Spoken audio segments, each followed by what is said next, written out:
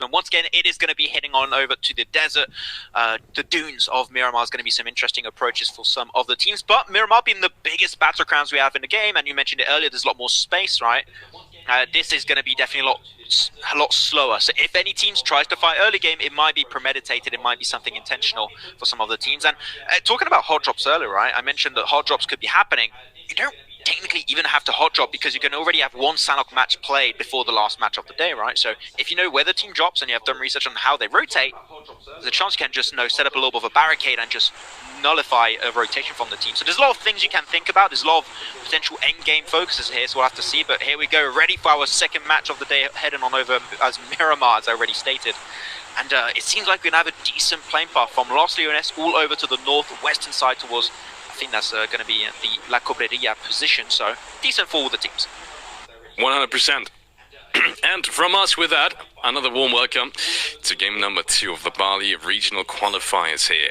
It is once again one of the most important matches in this qualifier, as is every single one of the ones we see today. It is only 6 matches and one has already been played. Pretty fair playing path as opposed to the one we saw last game, isn't it? Yeah, exactly. It's going to be really decent. The last one, I think, was helpful of the teams. Oh, yes. Elim's coming on 3 and farm, I believe it was. So this is definitely not more playable. And because you've got less teams, also on Miramar in particular. If there's an early team squad wipeout, I would be genuinely surprised. I think this is going to be a lot more streamlined, a lot more chill, a lot more relaxed for the teams to hopefully play to their full potential.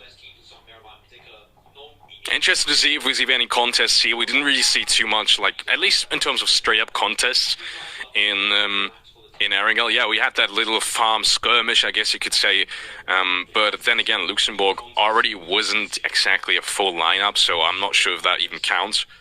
But looking at the map right now, I don't see too much possibility. Maybe in Chuma. It could be a contest in Chuma. Yeah, I do actually think it's FTY also. More experienced players in this lobby from Bosnia and Herzegovina.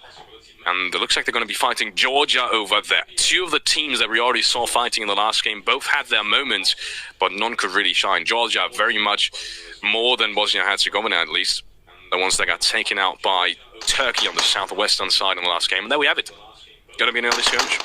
Yeah, Chuma said as the position normally you've got a lot of space, you don't really have to fight with the Iron Sight M16, not the best early game weapon. Only got 4 bullets remaining though, but it doesn't matter, they still get the knock. And that's going to be the first elimination going over to the Georgian squad. Though we are seeing Nox willing to take a little bit more presence here. Also played, we have been playing in some previous PMPLs, though with a VSS, a weapon that also is, I think, is a little bit more deadly than people might think, but so far the high ground advantage definitely going in favor of the Georgian squad. And on the receiving side, I would say if they can leave, this would be the best run of action, but leaving a spot like this with players with a high ground such as the Georgian squad is going to be proven to be a very hard task at hand. Yeah, definitely big advantage on the Georgia side. Just due to the fact that they have the high ground, as you already stated.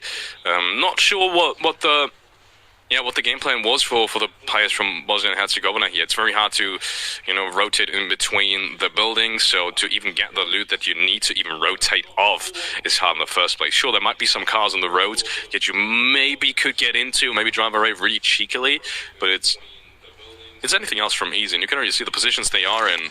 For example, Nox are not the ones that you really want to be having when it comes to actually driving away. But yeah, still holding their ground, still waiting for that first initial contact. But you can see Georgia, they're more and more on towards that side of let's grab the loot first, and maybe then comes the fight. But definitely not prioritizing it. Yeah, I do like that they're not trying to really take the fight. They got an eliminations. They already basically put a little bit of a needle in the side of some of the players of the opposing squad here of Bosnia. And man, this is such a hard country name to say, I'm not going to lie. Herzegovina. How do you say it? I'm going to test you right now. Bosnia and Herzegovina. But at least, I'm not sure actually myself, but that's just how it's spoken in German. It looks like German, you know what you're saying, which is very important, I would say. Yeah. Like, people aren't going to say, like, oh, you're saying it wrong. They're going to be like, he knows what he's saying. I think I do. I'm just hoping it's going to be correct, yeah. Yeah, and also it's that deep voice. I'm scared you'll beat me up if I say that you're wrong. So you're wrong. Am I? No, you're right. Actually, no, you're right. Yeah, you're totally right. Yeah. No, I wish, but I don't have any boxing experience, so no fear that is needed. No. Currently looking at this phase 1 circle that did pop, also a lot of teams could be trying to make their rotation into the center side of the circle, because center circle right now is the more eastern edge of Minas Generalis, so you've got some good high ground positions, but if it goes any more south than that, you've got a lot of flat terrain, fields that are not fun to play with. So unfortunately, this is the issue with Miramar that I have, is that phase 1 is very often not telling of what kind of circle you're going to play. Phase 2, phase 3, you have a better idea of what kind of terrain you're going to play. Is it going to be a city finish? Is it going to be a flat terrain finish? Is it going to be a finish with a lot of high grounds and valleys that we can potentially have an advantage in? That is what you're going to be waiting out for. At least that's what I do, and what I see a lot of players do is on these circles, is waiting for knowing what type of terrain they're going to play with. So early game is just get in circle, stay there, and wait for phase 2, phase 3, then make a decision plan that could have some good long-term repercussions. Yeah, 100%. First contact is now finally arriving. Nox, he's waited what feels like an eternity now to have that damage output that we've just seen, but it's only been around 35, maybe 50 damage at max. And yeah, in that whole meantime, the ones from Georgia, the players from Georgia, they could loot up all the way. Well, Nox doesn't really have anything. First nade comes out. I'm still kind of scared for Nox. I'm not sure that decision making was the best that he's done so far. Obviously, he's already getting tagged along. Georgia has got that ridge line towards the western side. But the way Kraken is positioned, he might be able to give him a little bit of fire cover. Or cover fire. Fire cover. Fire cover, I've never said that actually. Is that even correct? No, I think it's called cover fire, isn't it? Somebody's going to give him some fire cover. I think it's fire cover. So fire coverage, I don't know. He's going to give him some coverage. Whatever. Yeah, he's going to give him coverage. FTY. I'm still not sure how they want to get out of this. I'm not sure if that's even a trade that's worth it. We've talked about it, right? Yeah. You know, getting out or going out early is it hurts you so much. Not only in terms of missing placement points, relatively easy placement points, but also. Yeah, you only have 6 matches. You've got to make them count. Exactly. And even just losing one player, you're trying to take the jinx in at home. And now 2 players that Nox gets knocked plus potentially flushed away, it are dwindling down really, really quickly. So they need to be able to hopefully get Nox back up on his 2 feet and just leave that position. I'm surprised they did not leave it earlier, but I think they were just a little bit. Oh my god, Pain with the M249 from that distance. That's some great spray control.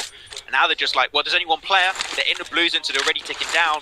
They're wounded. This is our time to strike, and we could kick off our game here with 4 eliminations. And they were like 9 points behind 3rd place earlier. They already leapfrogged so much in this one early game part alone. This is exactly what Georgia needs to do if they want to stay in the race. And so far, they suffered no casualty doing so. So keep on pushing, boys. Only Zodox is there left to take down. Yeah, and you can see it. They're already swarming all around him. Zodox, he's only got that. Oh, I wanted to say he's only got that VSS, but the UMP might just be, honestly, the best you could hope for on that close-up range with that fire rate. Nothing really that tops it. And Ego's got the same kind of caliber, as we can see, so should be an even trade. Zodox still kind of crawling down there, but yeah, I'm not rating his chances too high, honestly. Yeah, I think if you want to clutch that one, the UMP is not the best weapon because you don't have enough ammo. You want to get the M249. Ask the players of Georgia to give you the M249. They might be nice enough to give it to you. But, I doubt it, but yeah. I think that might be the only weapon to give you a chance to survive a 1v4. Oh, that's so good. That was well played, honestly. That was really well played. One goes outside, one comes from the inside. I think that's somewhat of an idea where he was at. So, yeah, playing that one really well together. Good team play. Yeah, if you want to know how people get swatted, that's how they do it. Okay, exactly. So, very straightforward. Oh, that was a 1-on-1, honestly. You can upload that as a video, tutorial. How to swat. How to swat. Don't go on streamers though, that's not cool. See it happen. Yeah, no, don't do that. Ludwig will be like, don't do it. No. But yeah, so far, good early game. Georgia able to close that gap from 9 points now down to just a simple 5 points. And there's just a few extra ranking points, so that maybe another team squad wipeout, if they can get it, would be massive. And most importantly, the simple fact they remain as a 4-man squad keeps their hopes of taking the win still exactly the same as every other squad. So literally a flawless early game fight, and they took no really negative side from that, except maybe losing a little bit on scouting time because the fight did take some time to break out. But yeah, good on Georgia, and we'll see if they can try and get himself a win this time around. Yeah, you were talking about Happy J coming in from TAG, one of the players that we do see in the current EU PMPL as well, or at least the Western Europe PMPL.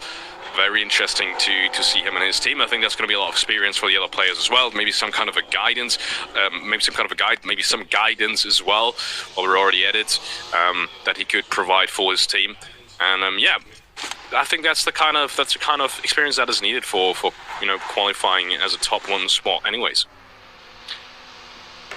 Okay, Azerbaijan's flag, I don't know why, I just thought of Pokemon, and you got to choose between Squirtle, like Charmander, and Bulbasaur. I don't know why, it's got all colours in there. Oh, and then the fire Pokemon as well. Oh, that's a good observation. That's not bad, actually, yeah. There you go.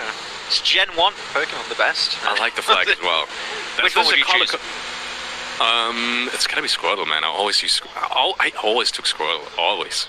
Good choice. Yes, yes it is. There you go. We're getting on the tangent right now, waiting for the teams to move in. That's the thing, when you have 12 teams in a Miramar map and you have one already eliminated, like, you are going to have some podcast time. We need to fill in the blanks. But right now, the blanks are being filled apparently fine. Mania. Nice spray down there. The car absolutely shredded to pieces. Lex going to be knocked down. Very good. What have cars done to you, man? Come on. Yeah, they just do not want them, in the hands of the enemy players. Interesting to see. So we were talking about early fights not being as advantageous, at least in this kind of qualifying format, as it normally is in a 16 teams lineup. But Nexus still decides to go for it. So Romania is still looking to grab some more frags. I think that was the second flush they have. Yeah, so they do have the first 2 eliminations, and they do know where the rest of the players are. At this point, 4v2. I do believe it's going to be an easy choice for them whether or not they're going to actually breach that eventually. I do think they will pick up the last 2 frags. Literally, they popped all the cars, right? There's no escape. I would say, they don't have cars anymore. If you want, you can just hold it out and just wait for the circle. I would prefer to go for them for the breach. I think it will be way better for them to do so because you can just already start thinking of future things to do. But so far, they are taking it relatively slow, getting into the cars. Is that going to result in a breach, though? The 4v2 would be an interesting play, but it seems like they're not too interested. They already put some blood out there in the ocean, so they should not be able to get themselves a win. So yeah, Hungary severely wounded, and the side of Romania just not willing to fully commit and take a risk, so they are starting to move deeper inside the circle.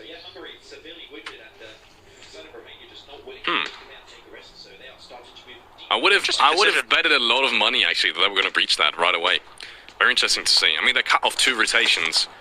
They got the flushes as well. They know where the last 2 players are. This is not an unbreachable compound either. This is actually very fairly good to breach. You have a lot of buildings you can drive at, where you know for certainty there's not a player inside. So you probably will arrive at the compound in good condition. But yeah, for now they're not feeling it. Maybe because Ukraine is pretty close. But I don't think Kapahala has any idea that Ukraine is almost pulling up on him, and you can see it as well. He's using that jump.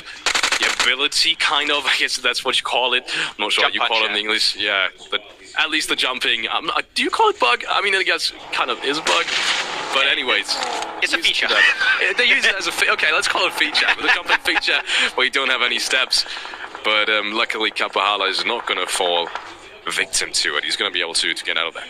Yeah, I think that's the reason why the breach didn't happen. They had too many players spread away to scout, and because of that, they just can't afford to just take a 2-on-2 fight, right? If you want to go for a breach, you want to have all 4 players to take minimal risk and to make sure you come out of it as a 4-man squad and get out with also those 4 juicy eliminations. Unfortunately, they cannot do it right now. Kapahala is kind of locked down because, as you stated already, the Ukrainian team is very close by. If Kapahala leaves, there's a high chance they get to the ridge, take pot shots, potentially explode your car like we saw earlier happen to the other squad, and then you're going to be suffering quite a bit. So looking at the circle shift actually here, away from the water, away from positions like Impala and La Bandita, and that means we're going to have a lot of high ground and low ground positions, some valleys in play. So terrain knowledge is severely going to come into play here, Falex, I would say. So if you know what high ground is valuable here, you could be getting a significant lead in this finish. Yeah, also, we got to point out that position from Turkey in the middle of Junkyard. Junkyard, especially if you split it with a very small compound on the southern side of Junkyard, more exactly how you call it, you have a very big possibility of just staying in there until the zone actually does have to move you out and just clearing off that side. Like, no one is honestly going to be able to play on the southern side if you hold Junkyard the way you should be holding, especially if you have the space you do when there's 11 teams only. Also, Georgia, as we pointed out, still very much inside the blue zone. That's going to be a big rotation coming in for them. But now, first of all, it's going to be Romania and Hungary. The breach does come through eventually. Yeah, it took a time to get there, but they got a knock too, so now they're just able to get the res at least, but is going to be able to get himself the first aid. I'm not too sure. The even game players on top of the roofs, they are really going to be overtaking this entire position. Zexo kind of trying to get as much intel as possible. One player's there, flushed away instantly, is down to the 1v4, and unfortunately, Siraj, I am not too hopeful for you. UMP, not enough ammo to make it work, and doesn't even get a knock. That was a tag team push, and Romania come out flawlessly, just like the side of the team we saw from earlier, Georgia, and 4 eliminations to their name already. That was just a PPL kind of pre-fire that you only see from experienced players. Like, great coming out. They knew he was in that corner, and even though he did have that Pika's advantage, Doran just snaps on him, and that was honestly a really clean shot. So, well done coming out from them. That initial knock pushed them over the edge on the decision whether or not that was actually going to be a breach coming in. And, yeah, you can see 4 frags on the leaderboard now. That is very valuable. As we said, placement points, I think they're not going to be the deciding factors. Everyone eventually gets to them. You know, we have less of a top-heavy leaderboard as you would normally expect it to be, just because there are only 11 teams. So winning, and on top of that, getting the eliminations is the most important factor, and getting 4 of them, essentially, I wouldn't say for free, but in that kind of manner, is the best case scenario you can have in the start. Oh, okay, very Western shift happening once again here. Interesting to see how the Eastern teams are going to be reacting. Really good split from the Ukrainian team, actually. Got a lot of information, but now it's time to regroup. You're going to have to go for a breach eventually, so you want to make sure you have those numbers. Western side of the team is also going to be pushing in. We'll have to see how that's going to be potentially panning out. The thing is, because we've got so little amount of games too right here, Falax, 1 elimination, 1 placement point might make the difference in the tiebreak if it does come down to it, because you've got such a small amount of games. I think there's a very high chance actually of a tiebreaker coming in reality for the first and second place team. So I have to see. As there you go, the pushes are happening here. A lot of teams trying to get some position. Luxembourg scouting above some of the Ukrainian players here. Happy J trying to leave that spot. Doesn't seem like it's too much of harm's way, but we'll try and regroup with the team. Yeah, Kev, don't think it too many of these bullets, unfortunately. Unfortunately, however you want to put it, depending on what side of fan base you are. Jovio also is getting some shots on towards them. That is a great headshot. Wow, somebody gets dropped over that distance, and I think that might just be a flash as well. I think 1 bullet is missing. He's got a flash for now, but that might just seal the deal. Is he gonna get the race fast enough? I don't think he is. Wow, that is one hell of a frag, honestly. I did not expect that to happen. Gotta just say it like that. No way I was ever going to expect him to get that frag. Yeah, I would definitely never hit a shot like that. Really good stuff, really good presence. So now the Ukrainian squad, they're pulling going on to the Luxembourg's high ground position. Really good for scouting purposes. And they just, is it already done? We just got to the fight, already over. Guess so. Oh, okay, loving it. Another fight's going to be breaking on through. It seems like the madness has already started to begin here, Alex, it seems. And it seems like also the Romanian squad going to lose one of their precious players, and just a lot less space. A lot of teams currently not in a circle, so teams going to have to go for the push and going to have to be really quick on their toes, or otherwise you might be losing some of your players or the entire squad if you're not fast enough. Yeah, 100%. Interestingly enough, at least it feels that way to me. More fights coming out now already in Phase 4 than we saw that in the last game. Might just be the teams having a better feel for each other. I think especially Ukraine focusing on Luxembourg there. Maybe they were just really confident they were going to win that aim fight. Otherwise, I don't think, at least circle-wise, that would have been just as much of an easy decision as, you know, as it is to be expected. And look at these frags, more coming out here. North Macedonia rotating in straight between the 2 teams of absolute fraggers. That is Turkey and Azerbaijan. And yeah, these are going to be easy ones to get picked up as well. But look at that, that's going to be a return fire coming in. I'm not sure if that was Turkey or the last player for North Macedonia. I think North Macedonia had something to do with it, but yeah, Turkey, they are getting involved. They want to eliminate the entire squad. This is so nadeable. So easy for Soul K. Another nade going to be thrown, nicely cooked. It sees a catch! Eliminates the entire squad. They're done. They're dusted. Sent straight back to the lobby. And 4 eliminations. When the Turkish team get involved, you know they're going to go big or go home. And so far, they went big. 100%. Well played from them. The Turkish team does seem to be one of the best ones in terms of just rotating in stealthily. Also in decision making and timing, yes, exactly. When to take the fights and when it is the most useful as well. So very well played to them. They do have a great edge now, so rotating in is not going to be a problem. I think all the way towards the safe zone. There's barely anyone left on the eastern side, and you can see it right here. The northeastern side might be a little bit more stacked, but that shouldn't matter to them. Good entry now. I think if they're fast enough, they're going to get good positions and high ground on top of that. So Turkey in a really good spot. The Spanish team are very lucky that the Ukrainian squad did not decide to set up shop on that little ridge. If so, it is so hard to leave those warehouse positions. We'll have to see how that's going to work out. Another team, the Romanian squad, actually are getting to that ridge, so it still might not be easy peasy for the Spanish team to actually leave that position. Also, they are down to 3 players, so if the full squad gets up there, it's going to be tricky, but luckily enough for them, the Romanian team is down to 2. So there's going to be a lot easier time for Spain to maybe breach out of that location and actually get in the circle itself. But man, I got to go back to the timing of that fight from the Turkish squad. So good. They saw the absolute madness happening on the eastern edge. We want to clear the east. We want to be the only team down on the southeastern section of the map and take as much control as possible. This is the possibility for us to do 2 birds with 1 stone. They did it. The timing was on point. And they're still as a 4-man crew that they did not have in game 1. So their odds of a chicken dinner are so much higher than game 1. 100%. Look at the map control they already have. If you look at the map right now, we can see Salkay all the way towards the eastern side. They're holding this northern ridgeline, making sure no one is getting in without at least having pressure towards the northern side. In the meanwhile, Solis is already circle center. You don't see that right here, but it is. And Catch has high ground on the southern side. Solis, together with his teammates, they have control over almost half of the map right now, and everyone else has to fight for the remaining space. Pretty much all the remaining 5 teams, and you can see it right here. Armenia is already starting to feel the pressure. They do have to fight their way out, and it's not going to be easy. Yeah, I think Roth, unfortunately, will be a casualty. Very low chance of him actually being rezzed away. Still got some decent angles on the Spanish team. I like that they tried to go for the wide wrap around, but unfortunately it takes a lot of time for that rotation to work out. They still have 30 seconds before this circle starts to close off, but I think Kobe24 will not be able to crawl his way back to his team. They're trying to put as much pressure down. Nice few shots. They're connected from Geordie. Nice job, and it's Geordie and Kelly Boy. That is going to be your tag team here, I would say, Alex, for the side of the Spanish crew. So they have a fighting chance to make it work out. They got the first win, and even as a 2-man squad, there's a chance they can make an impact. Yes, I very much agree. And I don't think it's a coincidence either that these are the ones that are still standing strong in the second map as well. But yeah, it does look grim. If you look at the map, Turkish players right on top of them, essentially. And I don't think that's going to be an easy entry. Next breach, almost, as you could call it, is coming in. The remaining space inside the circle, I've already said it, is going to be...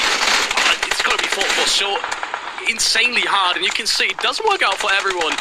For example, for the Romanian players, and Catch already has angles on towards some of the flashes here. I think his teammate just got flashed. Yeah, Catch gets another frag, and this already has to be like 7th or 8th elimination for the Turkish squad. Ooh, Pogali's coming back with 1, but the trade is immediately there, and Turkish players, they're just roaming around this. This is down to the last 6 players already. They they're playing with their food right now. They're just like, this is the easiest win in the world. They got to play in the high ground too. They nailed it down. Solkay, absolute madline, going for the push to close it off, and they're going to be taking the 2nd win of the day. And we knew it here coming into it, Alex. They were clear favourites, and a dominating win like that. What in the hell did we just witness? That split at the end was magnificent. And they're truly making a statement that they want to go right into the main event in Bali. Yeah, I was so lucky to see that on the map. Unfortunately, you as a viewer, you couldn't quite witness it, which is why I explained it on the map. But as soon as they got that east side control, which I said, they essentially had half of the zone. They split up, right? Catched all the way down to the south side. You got the high ground position. They took as much map control as they can. They went almost as far as half of the circle center was theirs. And from there on out, it was like shooting chickens in a farm, right? It was so easy for them. Popping shots here, popping shots left, in the middle, up, left, up, right. It was very easy for them to have control of the circle, but the way they actually utilized that split, that was where the real professional experience comes in, and very well done to them. They had control over the map pretty much since that original fight against, I think it was Azerbaijan. Yeah, exactly. I mean, the moment you clear those two teams over on the eastern side, the knockoff effect, if you have so much space to play with, plus it's high ground, as we mentioned earlier, if you go for that 2-2 split, not only are you going to get information, but teams pushing uphill are going to have to fight multiple angles at the same time, and you're going to be aware of everything happening in the circle. So from that fight that happened in the mid-game, it just had a knockoff effect that happened in the late-game stage where they had just so much control. They still had the four-man crew. Goes to show, if they still had four players in the previous game,